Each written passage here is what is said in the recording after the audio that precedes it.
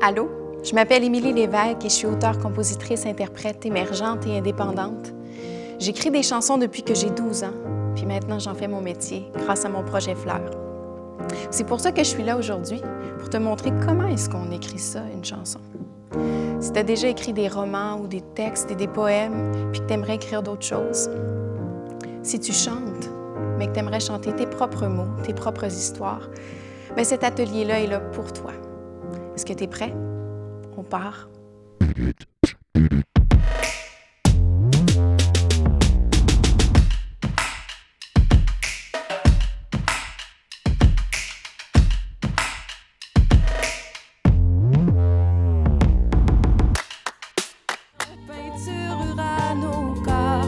Chatouillera nos couleurs avec du bleu et de l'espoir. On dansera sur les lignes funambules sur notre vie. Qu'est-ce que c'est qu'une chanson?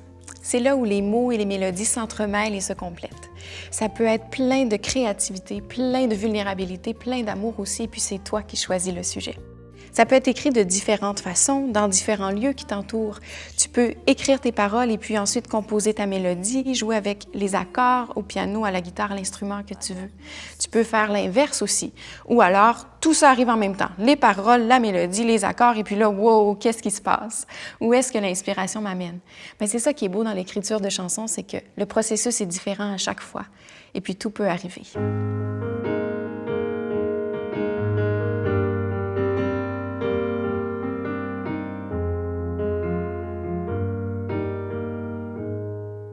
OK, maintenant, comment est-ce qu'on structure ça, une chanson?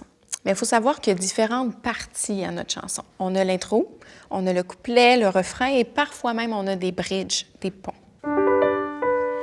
Il faut choisir ta structure selon ton intention parce que c'est important de capter l'attention de l'auditeur du début jusqu'à la fin. L'intro, c'est la section instrumentale avant que tu commences à chanter. Il y a des chansons qui en ont une, il y a des chansons qui en ont pas. Mais c'est toi qui écris la chanson, donc c'est toi qui décides. Un texte bien structuré est plus facile à mettre en musique.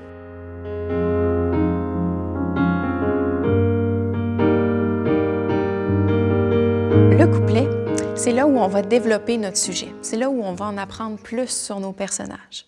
Le refrain, lui, c'est l'idée maîtresse. C'est la synthèse de tout ce que tu veux dire. C'est là où il va y avoir la mélodie la plus accrocheuse, puis c'est aussi la partie de la chanson habituellement que les gens vont se souvenir le plus. Puis finalement, dans certaines chansons, il y a des bridges, des ponts. Ça, c'est comme une troisième partie à ta chanson.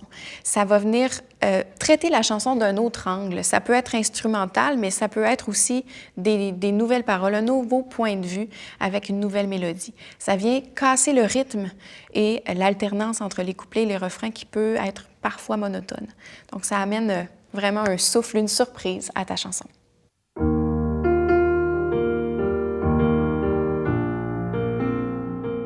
On a parlé de la grande structure de notre chanson. Maintenant, j'aimerais qu'on parle de ce qui se cache à l'intérieur. À l'intérieur, on a les vers. Les vers, c'est les phrases que tu vas écrire. Dans ces vers-là, il va y avoir une métrique particulière qui est vraiment la caractéristique de la chanson. C'est ça qui fait qu'il y a comme un rythme à ce qu'on écrit. La métrique, c'est le nombre de syllabes qu'il va avoir dans ton vers. Par exemple, « Tes yeux me guident dans la nuit ». Comme des phares sans faire de bruit. Alors, j'ai 8 syllabes dans ce vers-là. Si j'avais composé la musique avant d'écrire les paroles, les syllabes que j'aurais écrites finalement auraient été influencées par la mélodie. Tandis que là, maintenant que j'ai écrit les paroles, que j'ai déterminé qu'il y avait 8 syllabes, mais c'est la mélodie qui va être influencée par ce rythme-là que je vais avoir décidé.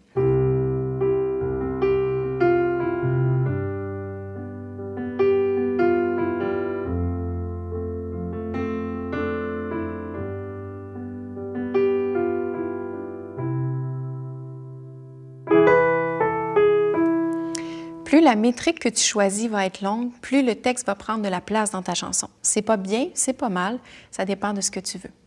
À l'intérieur de nos vers, il peut y avoir des rimes. La rime, c'est qu'il va y avoir de la similitude dans les derniers éléments sonores, des mots qui vont terminer ton vers et les suivants.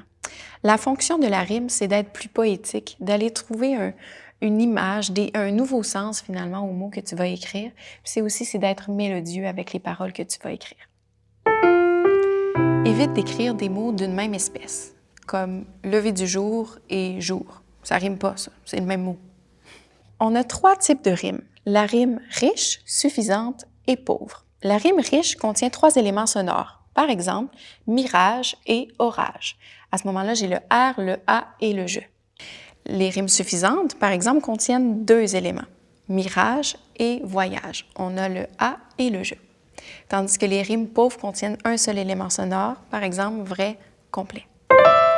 Si ça rime pas, ben c'est pas grave, parce qu'il vaut mieux faire authentique que beau mais vide de sens.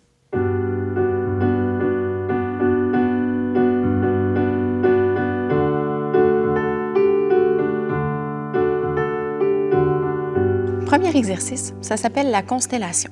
Alors, c'est toi qui choisis ton sujet. Tu peux t'inspirer de toi, tu peux t'inspirer de ce que vit un de tes proches, d'une balade en forêt si tu veux, d'une image. Tu prends tout ce qui peut t'inspirer, tes émotions, et puis tu en fais un thème central. Une bonne chanson peut se résumer en une seule phrase.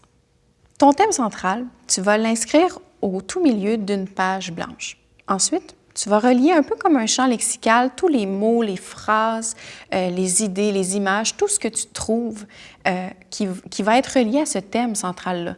Puis, s'il y a un mot là, qui ne te plaît pas, écris-le quand même parce qu'il peut débloquer d'autres mots auxquels tu n'aurais pas pensé puis qui vont t'inspirer. Donc, il ne faut pas bloquer ton inspiration, il ne faut pas juger dès le départ. Alors, écris tout ce qui te passe par la tête, remplis ta feuille.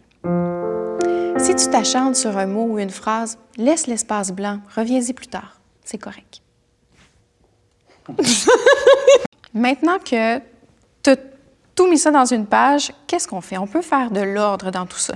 Donc, tu peux te prendre une autre page puis trouver des phrases, des mots, t'inspirer de ce que tu as écrit pour créer maintenant des vers qui vont t'accrocher, des idées, autre chose qui va faire en sorte que ça va te développer à quelque part. Donc, tu peux, à ce moment-là, commencer à écrire des couplets, écrire des refrains. Puis si tu ne veux pas décider tout de suite qu'est-ce qui va être un couplet, un refrain, il n'y a pas de problème. Fais juste commencer à écrire des petites strophes, des petits groupes de mots comme ça. On doit répondre aux questions suivantes à l'intérieur de ton texte. De qui tu parles? Qu'est-ce qui se passe? Pourquoi est-ce que ça se passe et à quel endroit? Deuxième exercice. Cet exercice-là, tu peux le faire surtout quand tu ne sais pas du tout de quoi tu veux parler, mais que tu as donc besoin d'écrire quelque chose. Alors, ce que tu peux faire, tu peux prendre un roman que tu as lu ou pas du tout, peu importe. Tu feuillettes les pages et puis tu t'arrêtes sur certaines de ton choix et le premier mot que tu vois, le premier mot que tu remarques dans la page, tu l'inscris dans un cahier. Alors, tu fais une recherche dans ce roman-là et tu essaies de trouver environ 30 mots. Tu peux trouver des noms, des verbes, des pronoms, des adjectifs. Essaie de trouver un peu de tout, vraiment tout ce qui t'accroche, ce qui va t'inspirer au moment présent. Ensuite, ce que tu peux faire, c'est d'organiser un peu ces mots-là, ces idées-là. Tu peux te faire des petites colonnes dans un cahier où tu vas avoir des noms, des verbes, des objets, des vêtements, des adjectifs, toutes les colonnes que tu souhaites. Puis, tu classes les mots. Ça va t'aider à mieux organiser ta recherche pour développer tes idées par la suite. Maintenant que tu as organisé tes idées avec les colonnes de mots, bien, tu peux commencer à faire des phrases. Trouve les mots qui t'interpellent en premier. Essaie de faire des phrases avec tout ça. On est rendu à essayer de faire des couplets, des refrains, de trouver un fil conducteur à l'histoire qu'on va raconter à travers les mots qu'on a trouvés. Donc, ce qui est le fun avec cet exercice-là, c'est qu'on peut raconter une histoire qu'on ne pensait pas du tout raconter un jour. Maintenant, tu as 2 bons exercices pour commencer à écrire. Après ça, tu peux développer tes propres habitudes d'écriture. Est-ce que tu vas écrire dans un cahier? Est-ce que tu vas écrire à l'ordinateur? Avec quel crayon est-ce que tu vas écrire? Tout ça est important. Est-ce que tu veux écrire dans un lieu super tranquille, dans ta chambre? Est-ce que tu veux écrire dans un restaurant? Peu importe, où il y a plein de brouhaha autour. Il y a des personnes pour qui le brouhaha leur permet de se concentrer sur ce qu'ils sont en train de faire, puis il y en a d'autres que c'est le contraire. Alors, il faut que tu développes tes habitudes à toi, puis ça, il y a juste toi qui peux le savoir. Amuse-toi. Profite de l'occasion pour dire ce que tu veux vraiment dire, sans barrière, sans mensonge, sans peur. Accepte ta vulnérabilité. Sois vrai dans tout ça. C'est le plus beau cadeau que tu peux te faire à toi-même et à ceux qui vont t'entendre. Alors voilà, c'est tout pour moi aujourd'hui. J'espère vraiment t'avoir donné envie d'écrire tes propres histoires, tes propres mots, tes chansons. Autant que moi, ça me passionne à tous les jours. Alors voilà, bonne chance!